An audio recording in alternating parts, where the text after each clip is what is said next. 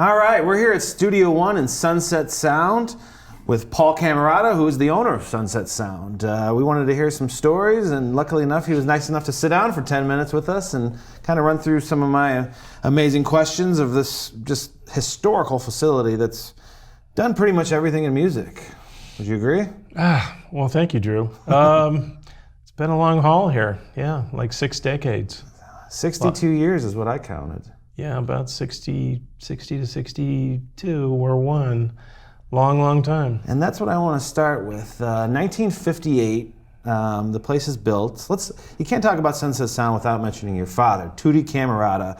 He was an amazing composer, producer, musician, and was the musical composer at Disney? Well, he was hired by Walt to start their label, to start the Walt Disney Records label. Okay. I think he was brought in because he originally had started Decca America. So he had done that task, I think, in the late 40s, early 50s. So he had some experience in that area. And Walt got hold of that and hired him. And that's why we moved out from New Jersey. East Coast. East Coast, You were born in Jersey. I was born in Jersey, so I was just a little boy. What age were you when you moved out? I think I was like 4, something like that. Yeah. So he was the director of recording for Disney, and then they're doing the scoring and... They're doing, they're starting the label. So Walt and him had this idea of doing, partially what it was doing children's records with visuals. I mean, everybody thinks now, a visual with a record, it's a video, MTV. Yeah. But back then, they used to do these visual LP books, and you would buy the record, and then you would have these pages you'd flip through, and it would be, whether it was Jungle Book or, or Aesop's Fables or whatever they were doing at Disney, and, it would relate to the record, and as you were listening to it. Because there was no such thing as a video back then. This was probably the first personal use studio that I can think of, and it was for my father. It was a personal use studio for him to create all the Disney product for Disneyland Records and the Walt Disney Company. So not only were we doing those children's records, they were recording some of the rides for Disneyland here, some of the background. Yeah. They were doing film work, like Haley Mills would come in here a lot and do when she was doing those, when she was the twin in that movie. Sister Trap? Yeah. Or Parent Trap? Parent Trap. Yeah. Yeah, so we did that in here. We had Burl Ives in here. We had, Sterling Holloway, all these Disney people. Davy Crockett, what's his name, Fess Parker. Those people all came in here and did voiceovers, or they did musical numbers, all for the Disneyland Records project. What was your first memory as a child? So 5, 6 years old, you're here, you go to work with your dad once in a while. What was your first memory as a kid being in here? Did you understand the studio, what was being done? Yeah, I was here? probably a little older than that, but yeah, they had me in a couple children's records. I remember doing that. That was kind of cool. Got to do a little narration or something like that. Sterling Holloway, I think that's what his name. Yeah, he was Aesop's Fables. That's what it was. I somehow recall that. But that's my first recollection. Yeah. And then we're just doing Disney stuff here. You got to remember, it's a closed studio. We're not open to the public. Only Disney work. And this was probably up until about 62. Did your dad handpick the kind of orchestras he'd have in here, or was it it was all him. Set group? It was all him for the Disney stuff. He would pick the performers, the orchestrations.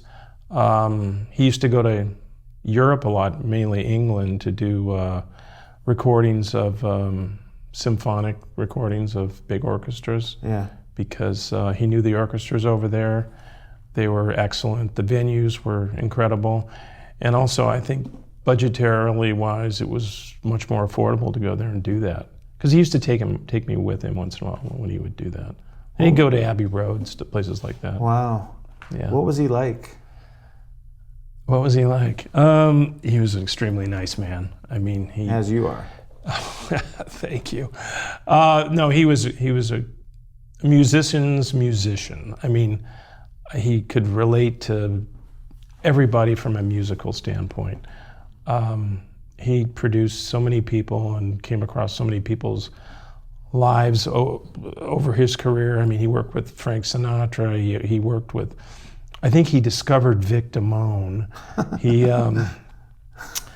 He did some Billie Holiday records, produced those. He was in the Jimmy Dorsey band as a teenager and playing trumpet and doing their arrangements out on the road. I mean, it's amazing what his career was. Yeah, that's what I love about you in this place is though, because as the owner, you're not a no-show wearing a suit somewhere. You're here every day, very casual, very friendly, so helpful with all the artists. From what I've seen, my personal experience, and it's just I can see that's how he probably was. I resemble my father, who's passed away as well, in a lot of areas, and I admire that. That's why I wanted to sit down with you today and just kind of get some facts on statement of these stories that I'm so fascinated by.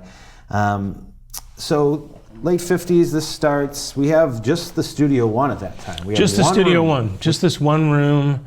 I think it was completed sometime in 1960. Okay. And auto repair garage, though, right?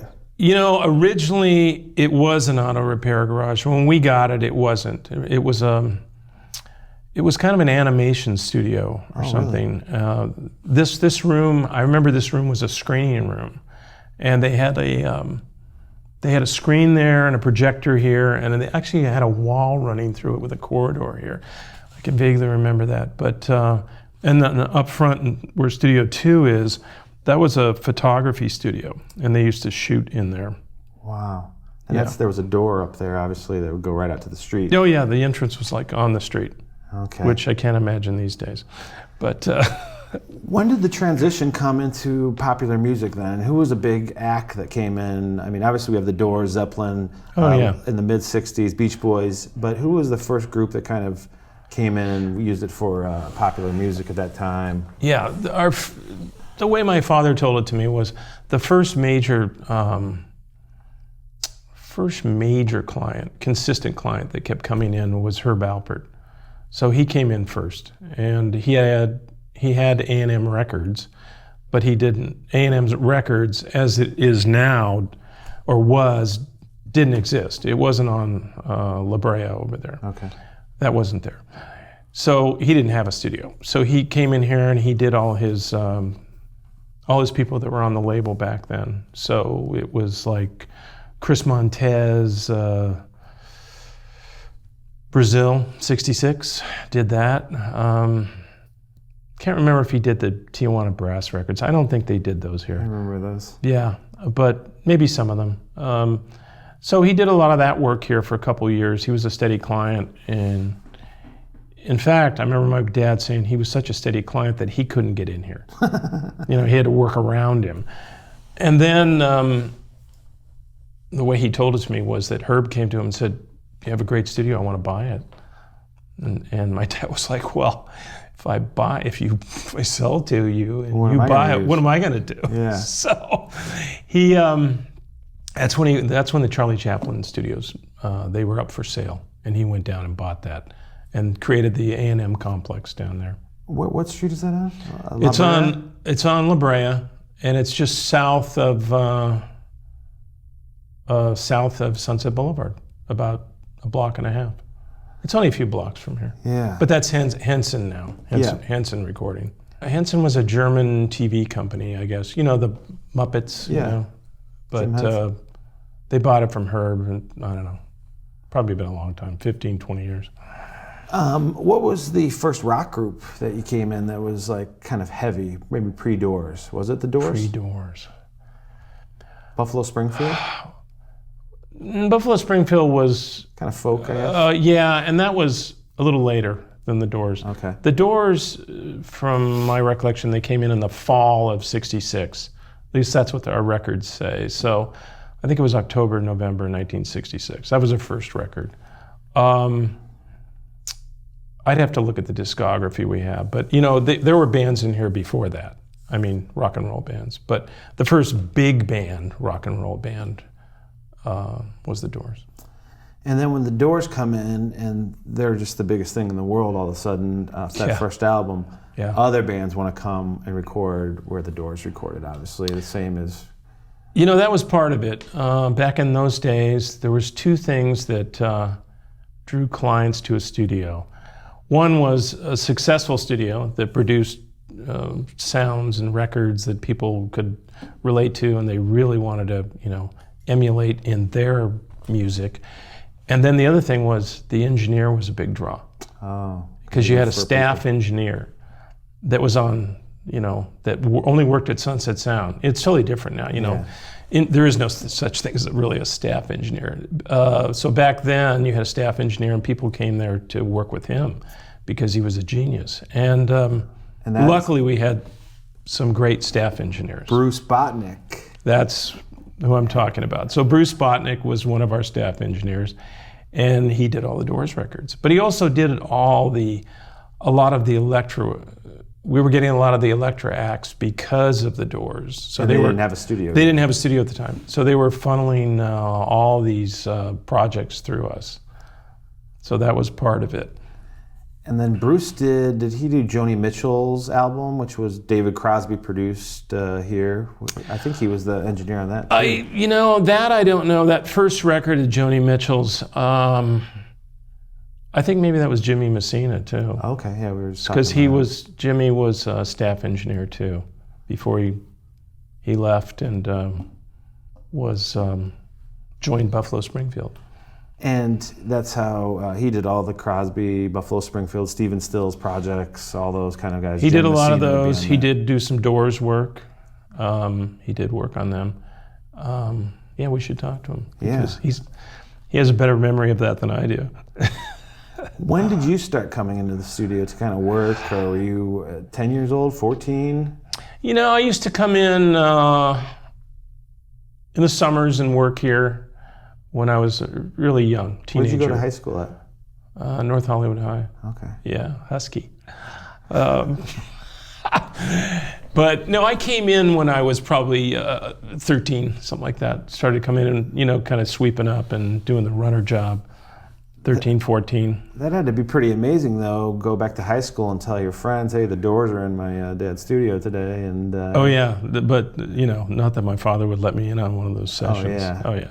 No. But still, I mean, that was just amazing at that time. You know, pre-internet, pre all this other stuff we have going on today. It's like, you know, the fandom was probably crazy. Do you remember fans for like these groups being outside the gates? You know, no, because, you know, there wasn't social media then. Oh, so they wouldn't know they're in here. There wasn't internet. Yeah. There wasn't any of that. So, I mean, literally, we had a door on Sunset Boulevard that you could just walk through. You could never do that now. Yeah. I mean, this place is like a, you know, island in the storm, fortress. You gotta, you know, you have to have security. So, but back then, you know, occasionally somebody would just walk in off the street, I guess. But, you know, but it wasn't. It wasn't a bad situation, I would say. Has much changed in this room? Everyone just, you know, is so specific about the sound at Sunset. They come here for the sound. They're here to work. As we know, some of the other studios in the areas have hot tubs and they look like a Vegas lobby in there. This is about the music. You know, I'm not going to a recording studio to go to a spa. What was so significant beside the engineer? Was there this room, the desk? What was the desk we had in 1967, roughly? So the desk we had then was a vacuum tube desk, you know, tube, and it was custom built because recording consoles weren't off the shelf. Everything had to be built, and so we built this custom console in-house with the staff, and it had Longevin amplifiers in it. Longevin mic pre's, Longevin, you know, line amps and all that stuff. And, you know, it was, I think, trying to think of how many inputs it was. I think it was 12 inputs, something like that. And that was probably groundbreaking for that time, right? Yeah. I mean, when we first opened, we were 3 track. So, you know, having 12 inputs was huge. and rotary knobs, things like that, and then no outboard processing equipment. I mean, maybe you had a limiter, and then we had the echo chamber. That was big. Yes, because there was no such thing as a digital echo, so people came here because of that echo chamber. I mean, they still do. I'm going to put an insert of the echo chamber for people that don't know. It's the echo chamber in this room, Studio One. The Doors would have done Riders, the End, all those great effects. An echo chamber is a room. I'll let you describe it. Well, it's a room within a room. So first of all, it's isolated from your surrounding area, so you don't have any bleed from anything, and it's a very live room.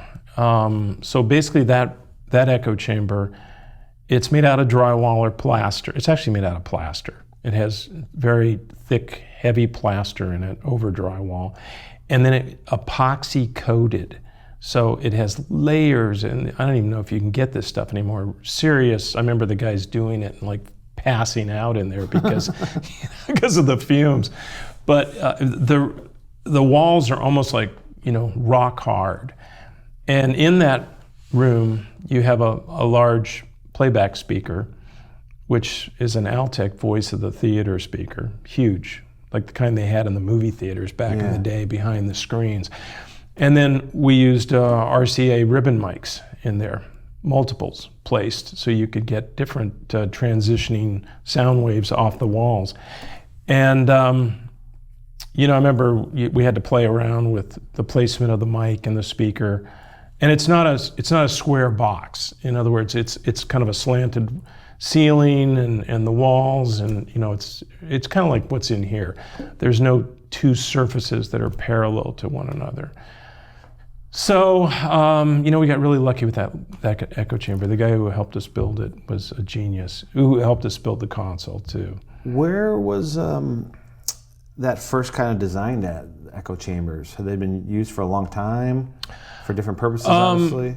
Back in the day when we built that echo chamber, which would have been at the beginning. That was groundbreaking for 1960. The only people that had echo chambers in town, I think, were Capitol. Okay. So Capitol Records had echo chambers, and because they had completed Capitol, I think in '56 or somewhere around there. So they always had some famous chambers, and there were some few other studios probably that had chambers, but that's what comes to mind. And then, so you and Capitol are kind of the competitors in the '60s with those echo chambers. Yeah, but I mean, they're running like 3 studios over there. And they were a large format room. They were doing orchestrations over there. They're doing Sinatra. They're doing big string dates. We didn't tend to do that kind of work. I mean, this was more of a rock and roll house. There's a really famous story about that Bruce Botnick, the engineer on the Doors sessions, told about Jim Morrison loving the mic. I took Jim into the vocal booth, put him there, and I had a Telefunken U47. He saw that microphone and flipped out because he was a big fan of Frank Sinatra, and Sinatra always sang into a U47. I get off on those, the nostalgia of all this. It's just when you're in here, I'm sure for you it doesn't have the same impact on me. I mean, I've been in here 100 times, but every time I'm just like, wow, just the creativity and the energy. I mean, you could sell this wood off. I mean, I feel something every time I come in here, and it's, you're the facilitator for these minds, and it's, the producer and the studio that makes the record, Yeah, if the walls could talk, it'd be incredible. When you had the Doors blow up, you have the echo chamber, you got the great engineers in here. Are things just going off the rails then with business? Yeah, we only had one studio, so it's going around the clock. We're on wait list. What we used to do, is I remember we would do TV commercials in the morning in this room. So we do TV, like one of the ad agencies was J. Walter Thompson, so we might do a Ford commercial or something like that. And then the afternoon, we'd do Disney work. And then at night, we'd do the rock and roll work. I didn't know that. Till like 4 a.m. And then it just started all over again. So it got so busy that's when we had to expand, and we built Studio 2. What year was that, roughly? So that That came on as a full-blown studio around 1966. Okay, that early. I thought it was Yeah. later. 66. 66. And we had my father acquired this English console. It was called a Sound Techniques. It was the first one in the country. And it was a great sounding board. People wanted to work on it. But it was a little finicky with the parts. That's what I recall him saying, that, we had because it was built in England, it was hard to get service or the parts on it. But we had it in there for about 5 years, something like that. But there was a lot of big records that were done on that. That's where Zeppelin worked when they came to town. Zeppelin, was Buffalo Springfield in that room too? According to... That was one. They mainly worked in here, but I think they might have done some work in there. And I was told that the Doors worked on that Sound Techniques console in Studio 2, because we brokered the second console that was sold in the United States to Elektra Records. Really? Yeah, and that's when they started Elektra down on La Cienega, when they built the studios, and that had a Sound Techniques. And Jim Morrison had an apartment right there. I read in Light My Fire, that book. So Doors 1, 2, and then they mixed L.A. Woman here, right? Well, let's see. So we did Doors 1, the first record. We did Strange Days. We did that completely. We did Waiting for the Sun, the third record. We did not do Soft Parade. That was done over at Elektra on the Sound Techniques. And Morrison Hotel. We Here? did that. Oh my goodness. Not all of it, not start to finish like the first and second record, but certainly worked on that.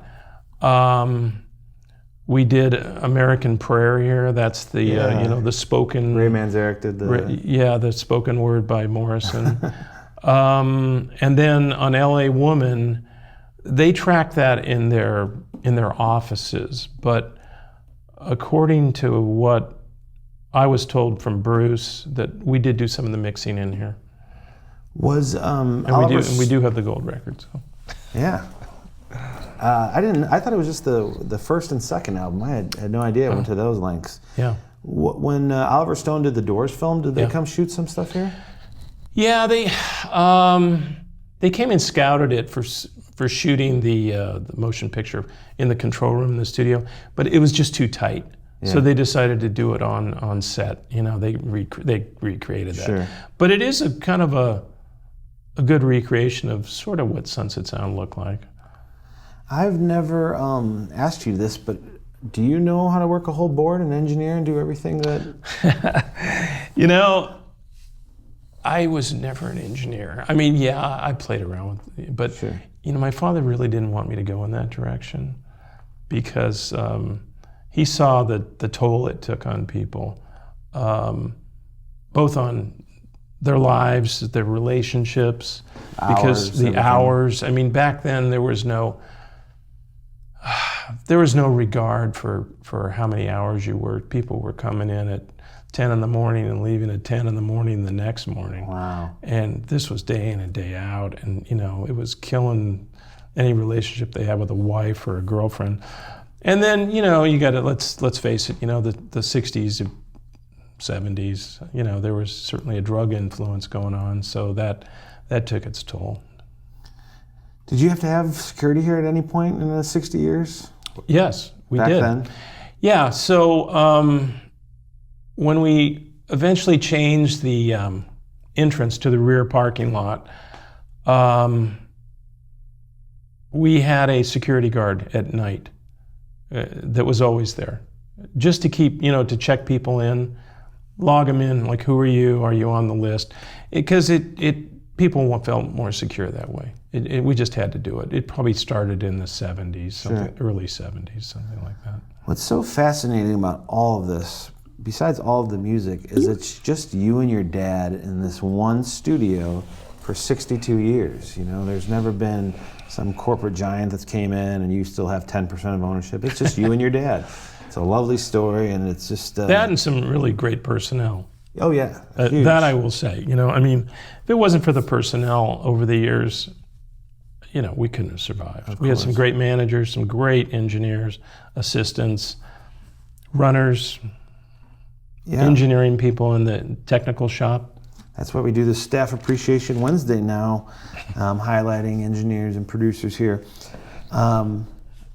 What you guys get the Doors done, bunch of bands, you're so busy, you build Studio 2, right. So then you have a little bit more of room to put people in. Is that just filled all the time too now? In 1966 to... Yeah, starting to get that way. So, we were very fortunate that Sunset Sound was a busy, hopping place. So Studio 1, Studio 2, they're going around the clock. I mean, they're busy. This is going into the 70s. So we start thinking about building a third room. Back to being busy. In that room, though, you had... Exile was in this room or in 2? So Exile, they originally tracked that in France with a remote truck. And they came and did vocals here. And then they came and did overdubs here. A lot of vocals and some guitar overdubs, things like that. When they finished with that, they moved into Studio 2. And that was on that console, the Sound Techniques console, I believe. And they mixed it in there. And then, when did you hear about Van Halen? They were from Pasadena, right? Yeah, I remember them coming in here the first time, and they were just a bunch of, young guys, younger than me, and but very friendly. And they're, out playing basketball, and you don't know who they are. I mean, because there's so many bands coming through here, but they were great. And they came in and banged out that record in I think 5 days.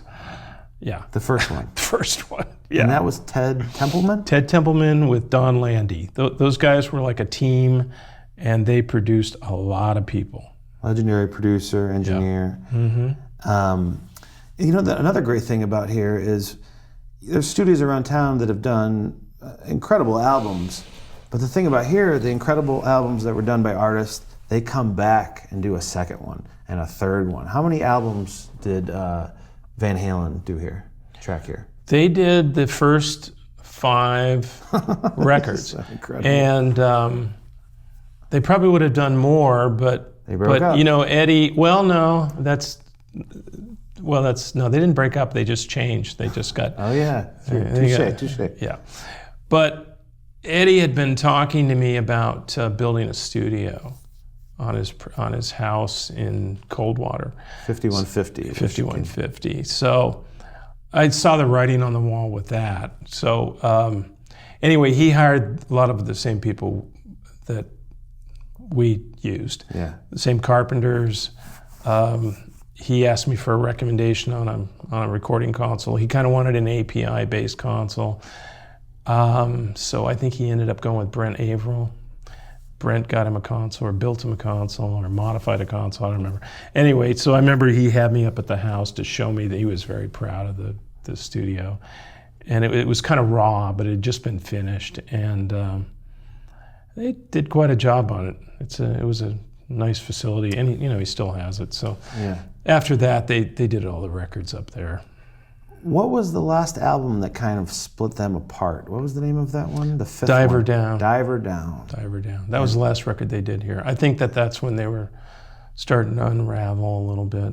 Well, there was 1984. 1984, I think, was done up at the house. And that included Jump, obviously, was one of the biggest songs Jump, ever. That's right.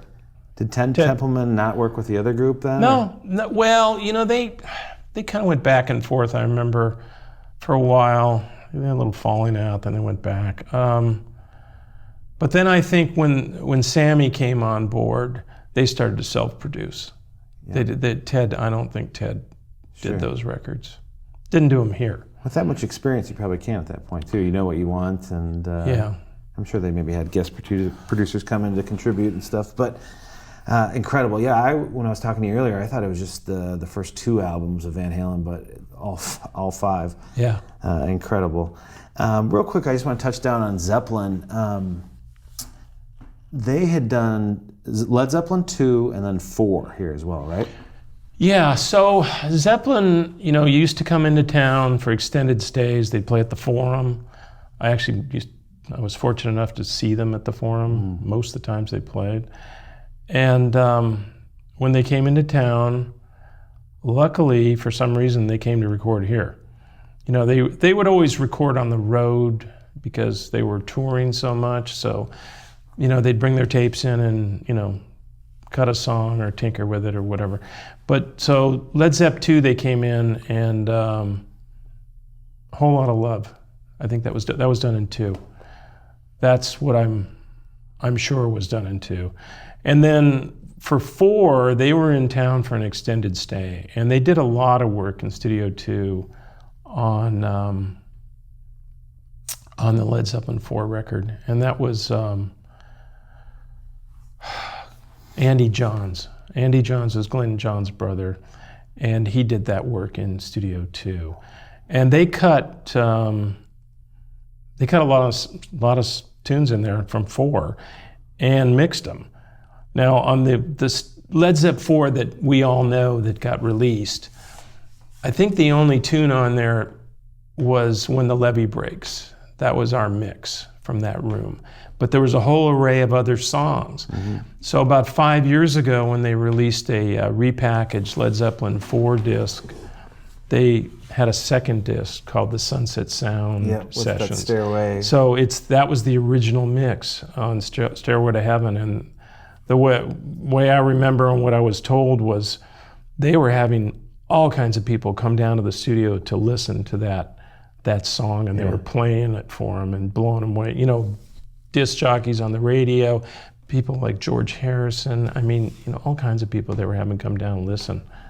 So to change channels real quick. Yeah. If you've been to Sunset, you obviously know the famous courtyard in the middle, and it's got the basketball hoop. I mean, you told me that one day that you walked out there and it was like Elton John talking to Prince, talking to Joni Mitchell or something, was it? Oh, you know, the people that would be in here in different rooms when you had all three going. Yeah, I know. You know, we always had an array of, seemed like different people in each room, sometimes really different musical genre type people. But the gathering spot was always that basketball court. And people would take a break either to play basketball or eat something or maybe have a smoke or whatever. But they all kind of congregated out there and they would bump into each other. And it was so interesting to see the different styles of people that would come together out on that basketball court, where you'd see Prince with Elton John, or maybe Cher, or maybe Barbra Streisand, or maybe the Toto guys, you know? I mean, it was just like, whoa. Yeah, it was great time seeing that. You're telling me that. So obviously, we go to the biggest artist for me ever, Prince. It's 1981.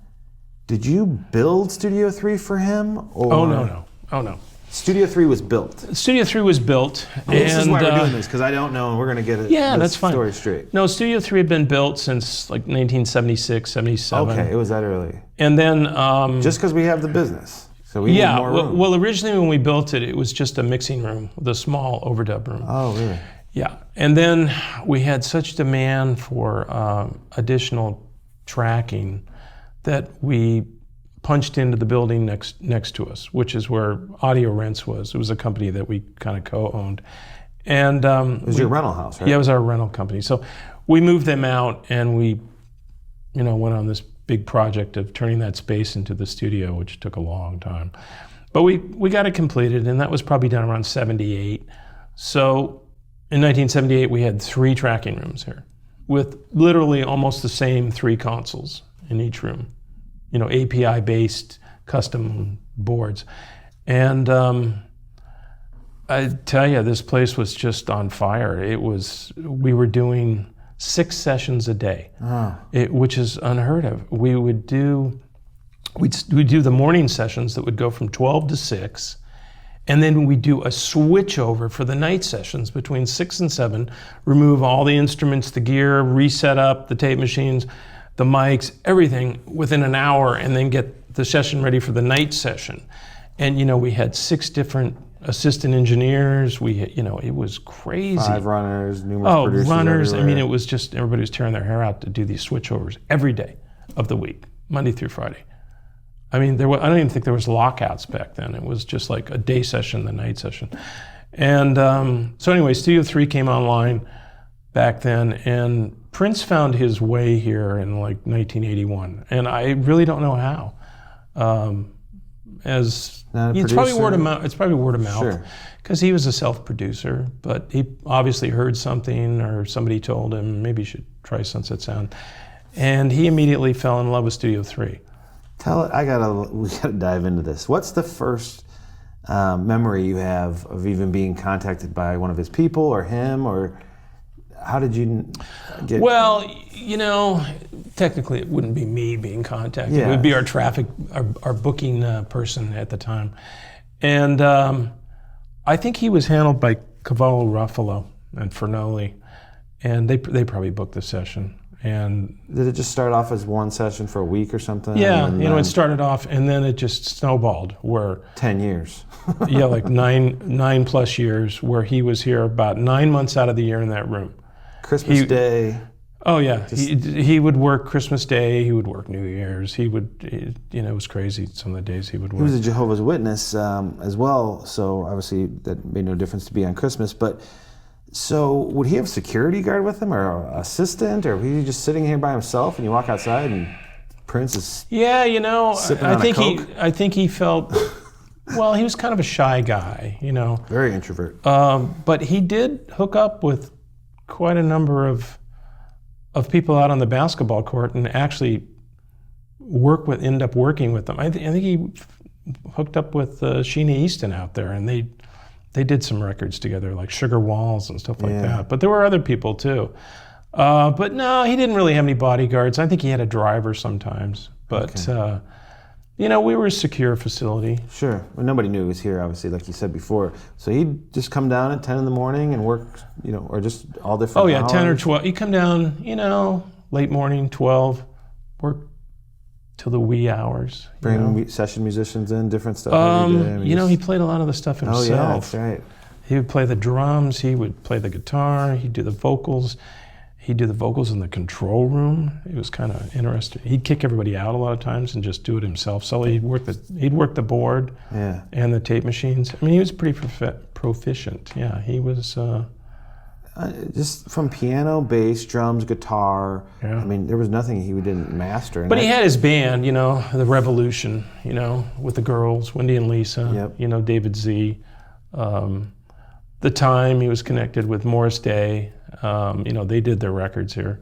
It really snowballed. I mean, there was so much stuff that he did, and then there was always the ladies too. He always had these incredible good-looking ladies that he'd bring down, and a lot of them he'd produce and do a record with them. And Apollonia was just one of them. I mean, there was hundreds, dozens. It's Prince. It's Prince. Hey, it's Prince. What's the story, real quick? I showed you that picture I found of him in studio, and I showed Paul the picture, and it's an upright piano. He goes, "Oh, I gave him that piano." Yeah. Because it was the Doors had worked on it, but it was in studio. It was a studio piano, upright, and he just kind of fell in love with it and liked it. And said, that was our really old upright tack piano that originally lived in this room. I can remember it used to sit right over here somewhere. And the Doors used that on a lot of that tack piano stuff you heard on their records. That was that piano. And so, tack pianos sort of lost favor, probably in the 70s, 80s. I think we took the tacks off, and it was living in the back hallway by Studio 3. So I think he discovered it back there and started using it, and just kind of really liked this piano. Sure, comfortable with it. So one day he comes to us and he's like, "I just love this piano, and I really would like to give it to my father for as a present, because he would love this." And I remember discussing it with a couple of the guys here, and I said, let's give it to him. He's been a great client. It's other than the nostalgic part of it, it's really not worth that much. Yeah. Although probably now it's worth something, especially if it's the Doors piano. But whatever, we gave it to him anyway, and I think he enjoyed it. I just want to set up a visual for myself. So he would just kind of walk in the studio and, "Hey, Prince." It's just so surreal. Oh yeah, he would just kind of waft in kind of quietly. He was a quiet guy. He's like 5'2", Yeah, and he wore the platforms. Would he I remember dress he'd be like out that there. in studio? Oh yeah, he had the I remember him playing basketball out there with the platforms on. It was like crazy. Have you seen the Dave Chappelle skit where, they said he has this love for basketball, and Charlie Murphy, Eddie Murphy's brother, does a whole skit based on that. Oh, I haven't seen that. I'd like to see you. that. Yeah. Instantly, I thought, that started here. He was playing basketball here. I mean, we have a hoop right outside He was Studio 3. always out there daily. He was always out on the basketball court. I mean, I think he'd a lot of times he'd wait till nobody was out there, but he would definitely go out there every day. And you'd see him at 3 a.m. sometimes shooting hoops, or just I wasn't here at 3 a.m, okay. but we'd have to ask the assistants that were on those sessions, and they're still around. I gotta settle something. Prince used the Linn drum machine, but he also used the Linn 2 drum machine. We have the work order here. I've seen it. Yeah. We have the drum machine. We do have the drum machine. The drum machine was my father's, and he had bought it. He was kind of a avant-garde guy. I mean, it was amazing. It was something new came out, like a computer. I think he had one of the first Macs. It was like, Dad, what's that? It's like, oh, it's a computer. And I'm like, what's a computer? And so, this Linn drum machine comes out, the LM2. The LM1, I guess, was the initial. These things were like hand built in like North Hollywood or something. They weren't mass produced. George Linn, right? Is that his name? Yeah, I think so. Yeah. But I mean, if you look at the manual, it's hand typed. It's this was not made by some big company. So anyway, he buys this drum machine, and it was his, and he used to use it just for playing around, stuff like that, making. He was always, doing little demos or something. So someone mentions it to Prince, I guess, and Prince was, well, let me try this thing. So sure enough, he just falls in love with this thing, and you hear that on Sign of the Times, 1999. Oh yeah, Purple Rain. Everything. I mean, it was on a lot of these tunes that they didn't have the band, or that he built the tracks. So. And the reason I know is because, I used to, approve the work orders, and I'd be like, oh, there's my dad's, we used to say Tootie's drum machine, because we had a rental charge. Yeah. And, it was from the rental house that was still here. Well, it was from us, but it was through him because, it was his piece of equipment. But, he rented that. He rented that thing, probably paid for it 50 times over. Oh, I've seen the work orders you showed me. I know. It's the Linn 2 drum. He loved the Linn 1. He did love that He used them both, people. Yeah. Stop fighting me on the internet. And I still have it. Yeah, and he still has it. And that's also on our Instagram page if you want to take a look at it, and our YouTube. It's good we're talking about that, because I wanted to jump into the 80s. The drum machines start coming into play on recording. Mm-hmm. How does that affect the studio's work? Yeah, it definitely did affect the studios. The later 80s, when the electronic music started, and bands were kind of like dissipating. You didn't need a band anymore. It definitely affected our business because that was not the normal. People would just build tracks. But we still had a big, stable clientele of rock and roll and jazz, and we were doing movies too. Oh yeah, tons of soundtracks here. Yes, Wayne's World. Lots of soundtracks. Hundreds of them. And we would do string dates, and we would do things like that. So I mean, it didn't devastate us, but you could definitely feel it because that's what was the popular music, and that's what was being made. But there was still the creative people that did have bands, and that's what we, to this day, this is what we do here. We're a rock and roll house that does contain bands because we have 3 large tracking rooms. Yeah.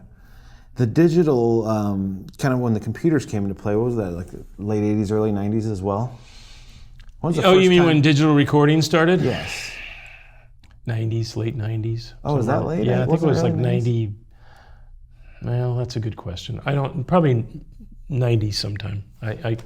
Really early. But like I said, we kind of stayed away from that technology because it was so new it didn't sound good. For many years, we just rented the Pro Tools units because they were so, in their infancy.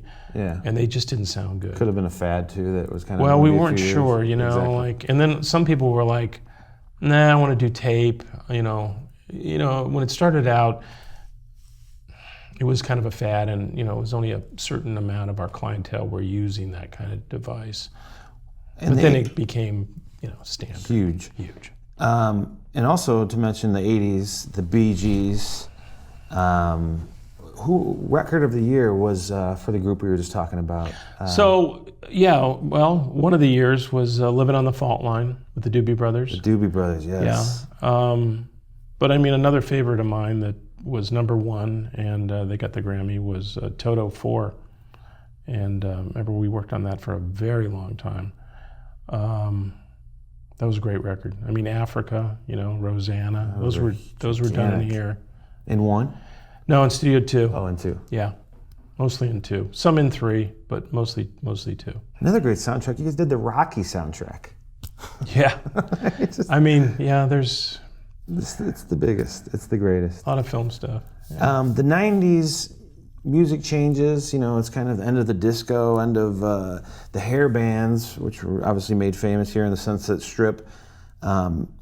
What can you tell us about that time? What was Hollywood like in the late 80s, early 90s?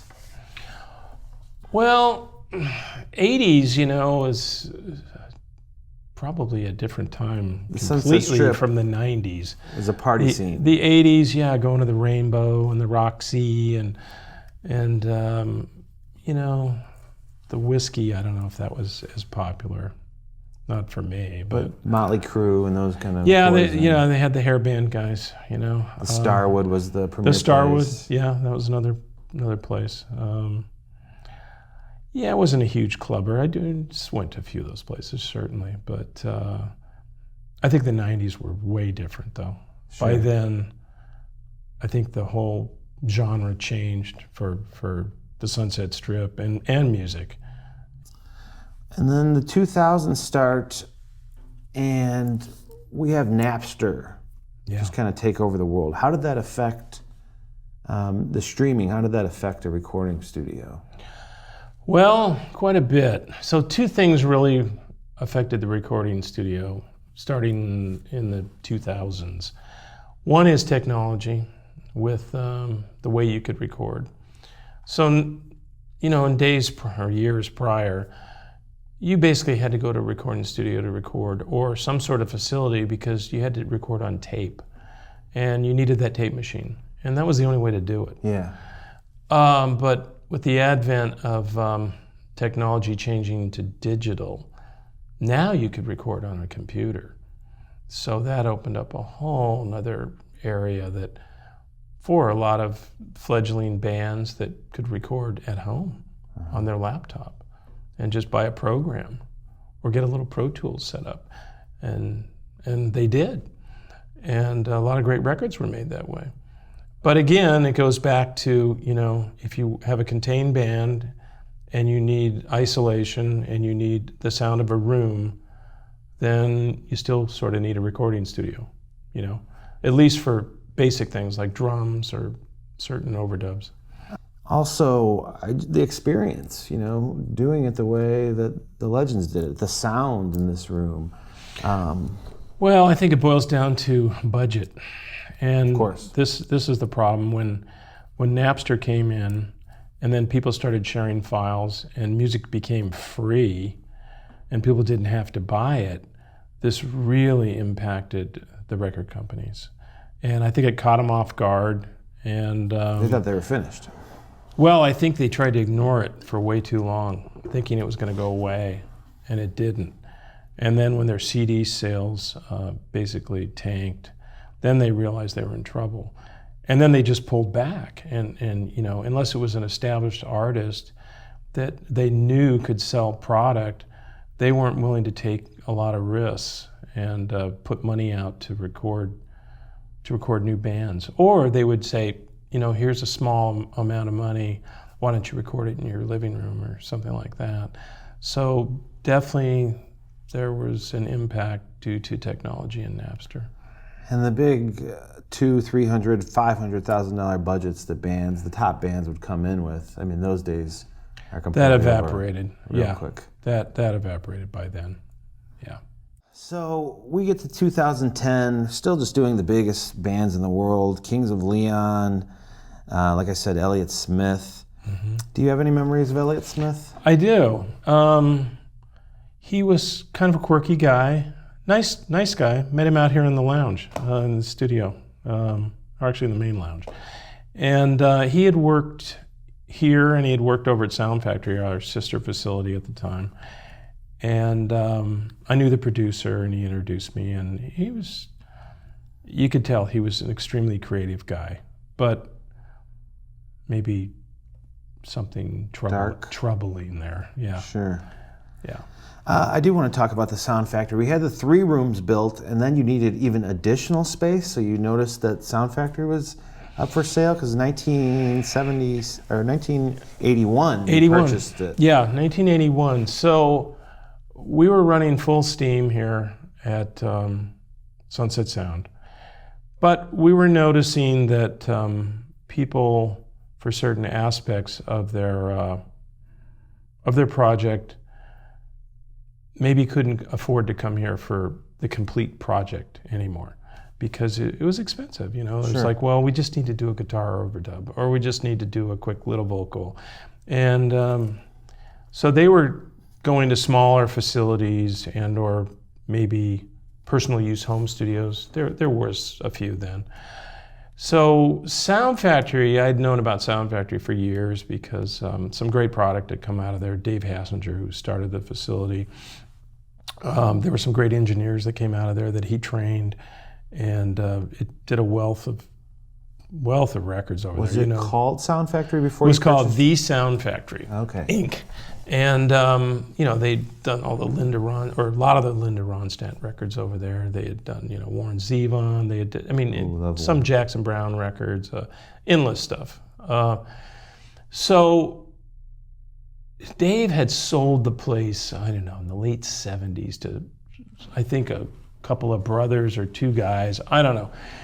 Anyway, they whatever they did, they ran it in the ground, and it went bankrupt, and it was just sitting there for like a year. And I started looking at it going, man, maybe we could utilize this and make it our adjunct to Sunset Sound for a bit lower priced projects and or overdubs, things like, offer some sort of, cohesive thing between the two. So they had an auction, I remember, and I didn't go to it, but I knew people that went to it, and they had the auctioneer there, and there was no air conditioning. All the air conditioning was broke, and I think it was in August, and people were in these rooms. There was hundreds of them trying to bid on the microphone or the tape machine or the recording console and everything, and everybody's dying. So they get the auction over with, and it's apparently not enough to support the banknote or something, So then they decide, well, we're going to have a hearing, a bankruptcy hearing. So me and my father went down to that, and it was downtown LA. And the auctioneer says, well, we got this much money that we tally up all the receipts that we got from the potential auction. And they said, is there anybody that wants to bid on the whole facility? Oh, and we're standing there and looking around. You didn't know that was coming? No, we knew it was coming. Okay. That's why we went down there. Gotcha. But we thought there'd be a crowd, Yeah. And we went down there and nobody else. So we're like, well, we'll bid.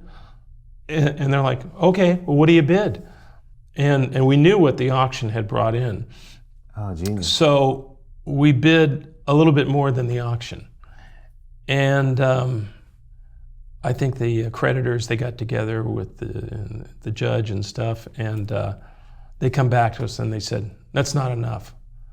So I looked at my dad, I said, let's go. And he goes, no, let's bid more. And I go, no, let's go. And he goes, this is a good opportunity. I said, yeah, but I don't like their attitude, or I don't remember what I said, something like that. So we started walking, we just said, no, that's it, we're leaving. So we left, and I remember we're walking down the hall to the elevator, and we're getting ready to push the button, and we all of a sudden hear this, hey, wait a minute, wait a minute. And they came running after us, and they said, okay, we'll accept your bid.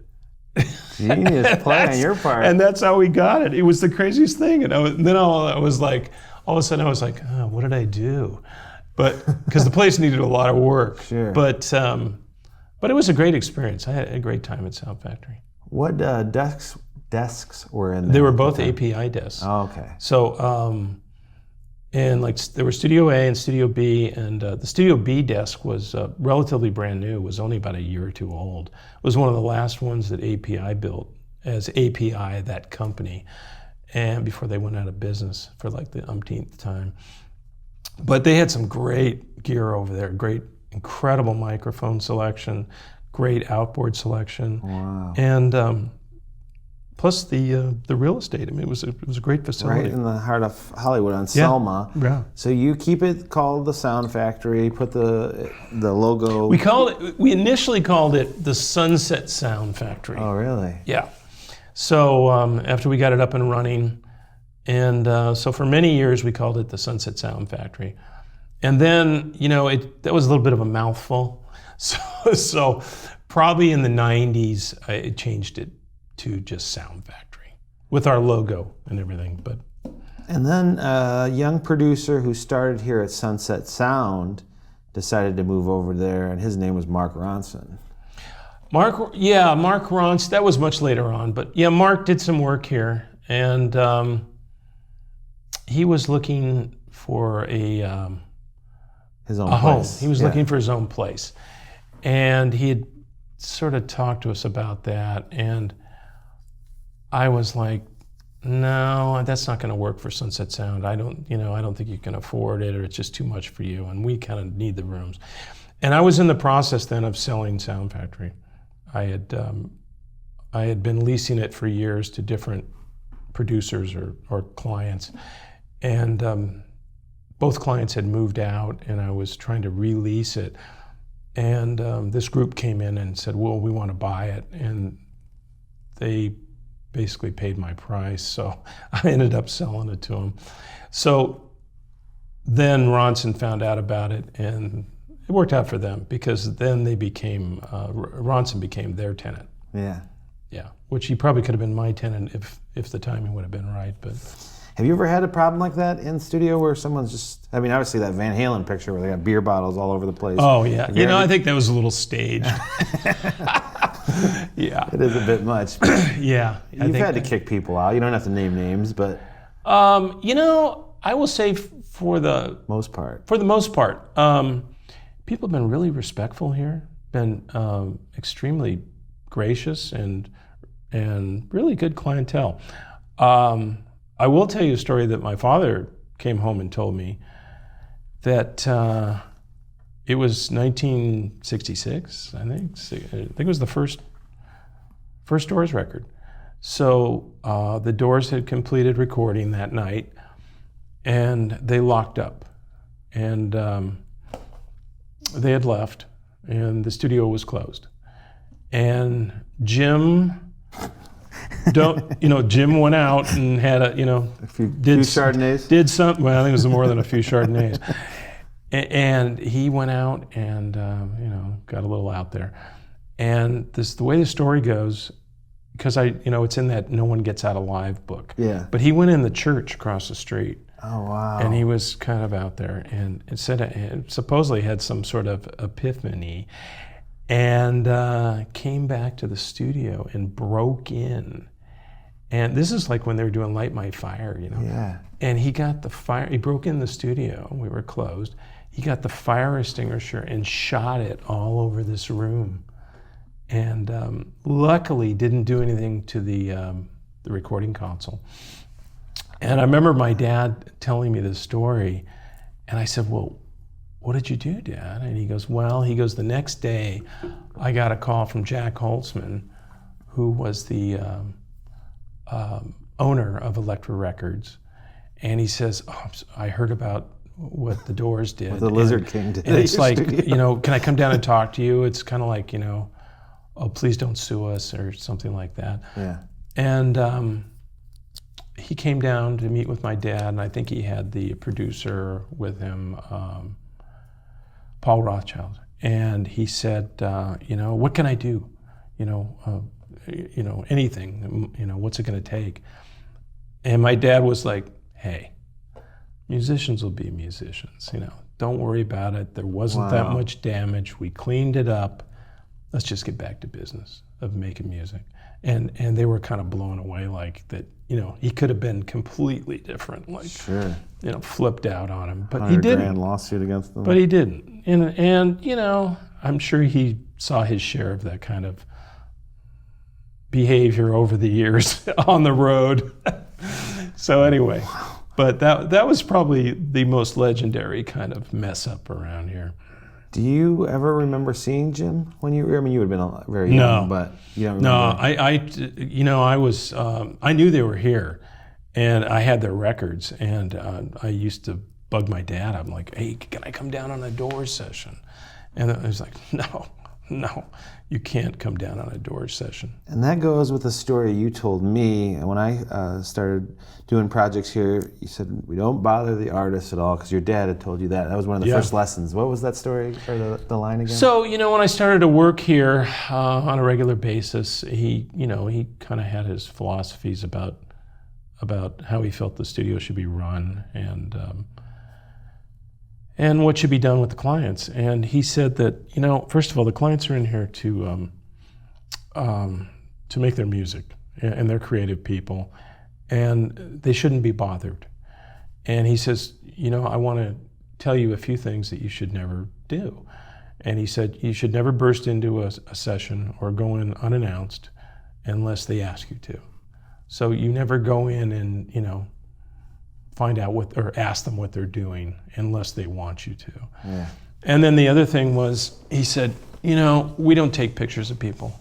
That's their privacy, and a lot of them feel very awkward about that, or they're in a situation maybe they don't want their picture taken. Yes. So he said, you don't do that, and he's just said these are just a couple rules that you should really abide by. Me and my father, he died in 2009, but we were best friends. I'm an only child, as you are.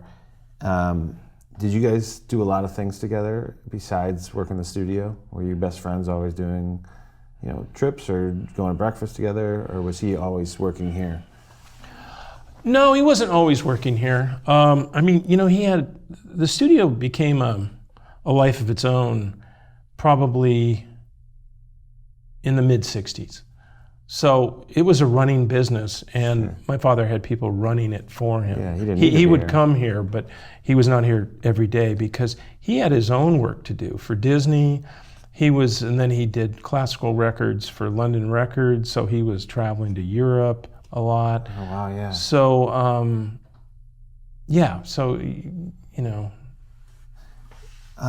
What year did he pass? 2005, so it's been like 15 years, yeah. What was the last project he did in here? Do you remember? Yeah, he did this kind of religious record.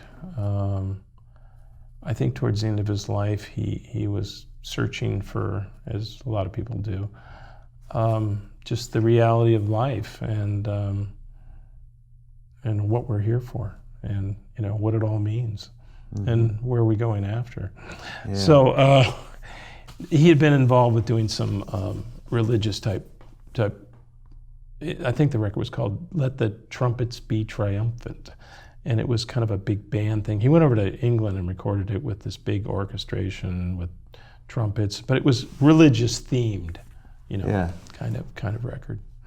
Let's talk about the T-Rex that we're selling here at Sunset. What exactly is or the IK T-Rex? Media is selling? IK Media, yeah. But it's... So it's a plug-in for Pro Tools, and basically it's a simulation, a pretty extensive simulation of all three studios here, along with the overdub rooms, the somewhat of the signal path on the console, the echo chambers, but mainly it's the ambience of the rooms. They did an incredible job doing the analysis of these rooms over almost a year period. Wow. Yeah, it's a company based out of Italy, and they have a lot of other plugins they do. But if you're living in Michigan City, Indiana, you have Pro Tools, you're recording at your house, it's eerily, amazingly so similar to what it sounds like in here too. And it's $149 or? Yeah, the plugin is $149. Yeah, I mean, this is what I've heard from, when it first came out, I had a lot of accolades from a lot of the engineers, and Bruce Botnick was one of them, but Sure. Just like how close this emulates the studios and the echo chambers. And the echo chambers. Yeah. Whose idea was this initially? Well, it was somewhat my idea. I had been looking to do this for posterity to kind of save Sunset Sound in a program, number one, and two, to also have it so we could mass market it to people that never would have the chance to get in here. Sure. And everybody's a musician now, or that is a musician. To have them have a little bit of Sunset Sound at home, to me, would be very fulfilling. And I'd seen other people doing similar type programs. So I remember looking around for the right person to do it, and IK Media was not the first person I talked to. I had talked to several other people. UA was one of them, Universal Audio, and they're very renowned in this area. But the problem was they had like a 4 to 5 year wait because they're so busy doing programs. So my friend Paul Wolf, he had me talk to somebody else too, but ultimately IK Media was directed towards me, that they had the ability to do this and do it well, and they were very interested in doing it. So that's why I went with them. This is such a great item to have, and you can find that on IK Multimedia page and sunsetsound.com. We don't have it on sunsetsound.com, but IK Media has it, and they sell it through all the outlets. It's on Reverb, it's on eBay, Sweetwater, yeah, it's through all the outlets, because it's actually, we license it to them and they market it. Mp. Amazing stuff on Sunset Sound's YouTube page with Bruce Botnick and a few other great engineers talking about it. Jim Messina, right? Mark Lynette, yep. Mm-hmm. Beach Boys. Do you have any memories of the Beach Boys? Not really. I was a big Beach Boy. Yeah, I was a big Beach Boy fan as a kid, but I was too young. I wasn't down here when they were doing like Pet Sounds, stuff like that. And they did Smile here. They did do Smile here. They did the original Smile, and that was with Van Dyke Parks. I remember Van Dyke. We used to have this kind of demo studio, we'd call it. It's where Studio 3 is now.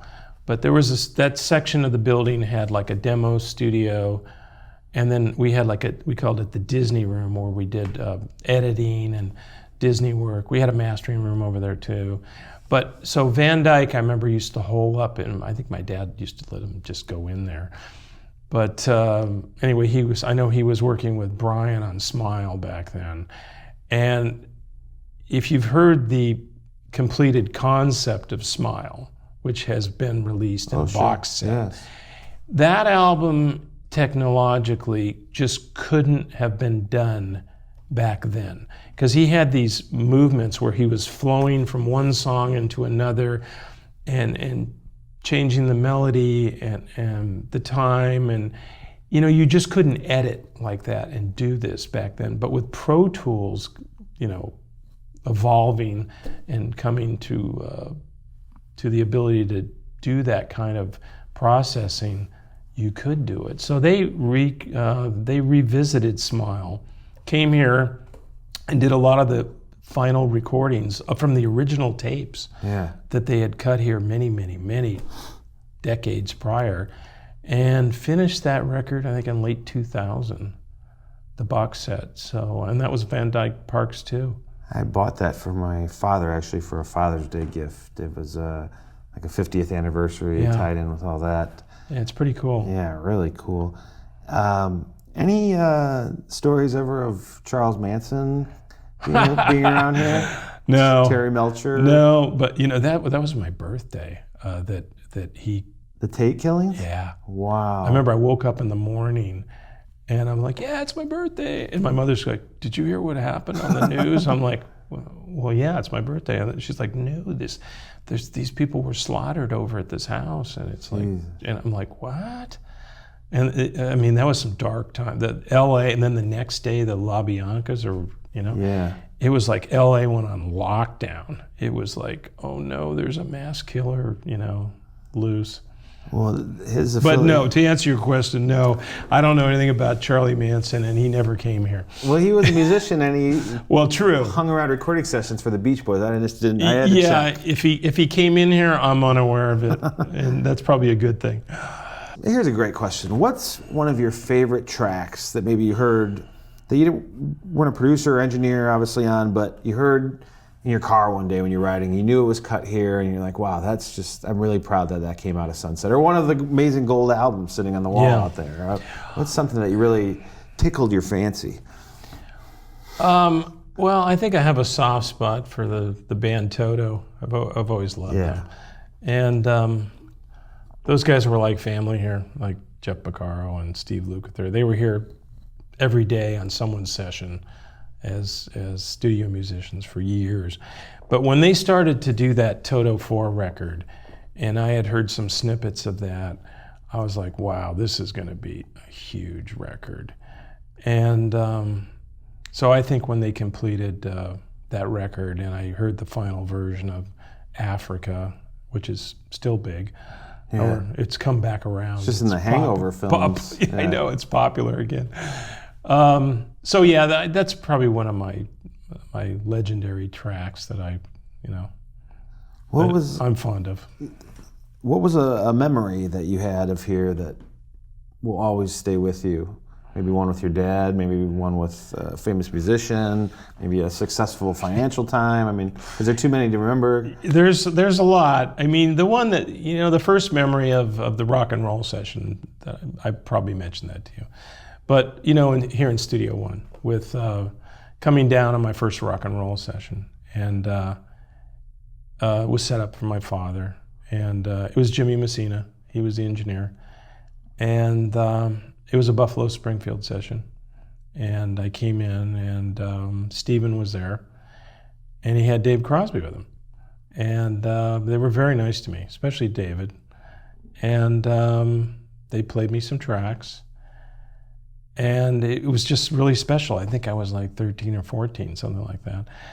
And I was a fan of Buffalo Springfield, so that was pretty amazing.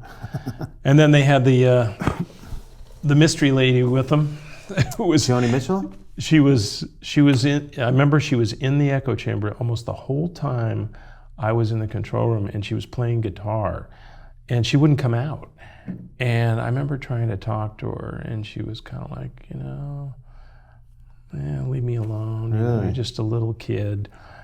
And finally, I found out it was Joni Mitchell. Yeah.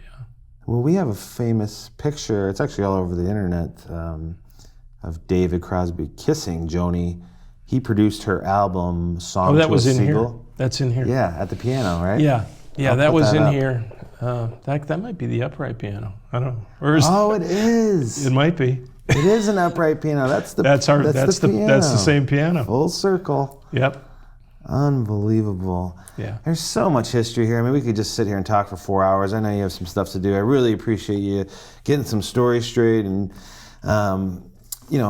being so entertaining. What, have you ever been approached for a book?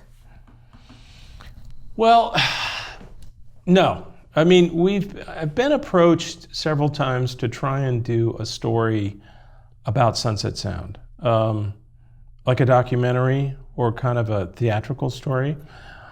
And the difficulty there is that, because it goes back to the edict from my father, that, we didn't take a lot of pictures here. So we only have the pictures, we have some, but we mostly have the publicity photos that were shot here that were given to us, or when they had a a famous photographer on premises, like Jim Marshall, taking pictures of the Stones or somebody like that.